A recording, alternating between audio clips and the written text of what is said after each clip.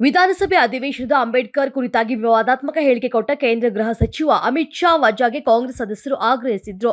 ಈ ವೇಳೆ ಜೈ ಭೀಮ್ ಘೋಷಣೆಯನ್ನ ಕಾಂಗ್ರೆಸ್ ಸದಸ್ಯರು ಕೂಗಿದ್ದಲ್ಲದೆ ಬಿಜೆಪಿ ಆರ್ಎಸ್ಎಸ್ನ ಕೈಗೊಂಬೆಯಾಗಿದೆ ಅಂತ ಘೋಷಣೆಯನ್ನ ಕೂಗಿದ್ರು.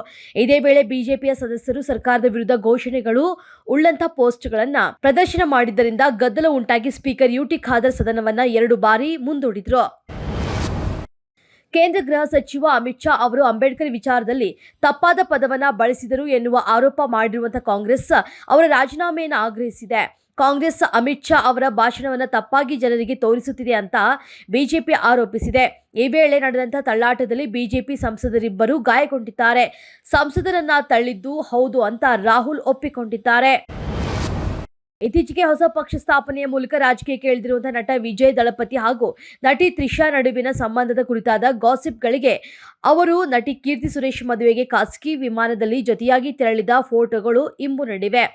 ವಿಮಾನ ನಿಲ್ದಾಣದಲ್ಲಿ ಈ ಫೋಟೋಗಳು ಸೋರಿಕೆ ಆಗಿದ್ದು, ಇದು ರಾಜ್ಯ ಡಿಎಂಕೆ ಸರ್ಕಾರದ ಕೃತ್ಯ ಅಂತ ಅಣ್ಣಾಮಲೈ ಆರೋಪಿಸಿದ್ದಾರೆ. ಸಂವಿಧಾನ ಕರ್ತೃ ಬಾಬಾ ಸಾಹೇಬ್ ಡಾಕ್ಟರ್ ಬಿ.ಆರ್. ಅಂಬೇಡ್ಕರ್ ಅವರಿಗೆ ನಿರಂತರ ಅವಮಾನ ಮಾಡಿದ ಕಾಂಗ್ರೆಸ್ಸಿಗರಿಗೆ ಬಾಬಾ ಸಾಹೇಬರ ಫೋಟೋ ಹಿಡಿಯುವ ಯೋಗ್ಯತೆ ಇಲ್ಲ ಅಂತ ವಿಪಕ್ಷ ನಾಯಕ ಆರ್. ಅಶೋಕ್ ಅವರು ಆಕ್ಷೇಪಿಸಿದ್ದಾರೆ. ಇಂದು ಬೆಳಗಾವಿಯಲ್ಲಿ ಮಾಧ್ಯಮ ಪ್ರತಿನಿಧಿಗಳ ಜೊತೆ ಮಾತನಾಡಿದ ಅವರು, ಕಾಂಗ್ರೆಸ್ಸಿಗರು ತಾವು ಡಾಕ್ಟರ್ ಬಿ.ಆರ್. ಅಂಬೇಡ್ಕರ್ ಅವರ ಪರ ಇರುವುದಾಗಿ ಭಿತ್ತಿ ಪತ್ರಗಳನ್ನು ಪ್ರದರ್ಶಿಸ್ತಾ ಇದ್ದಾರೆ. ಇವರಿಗೆ ಯಾವ ನೈತಿಕತೆ ಇದೆ?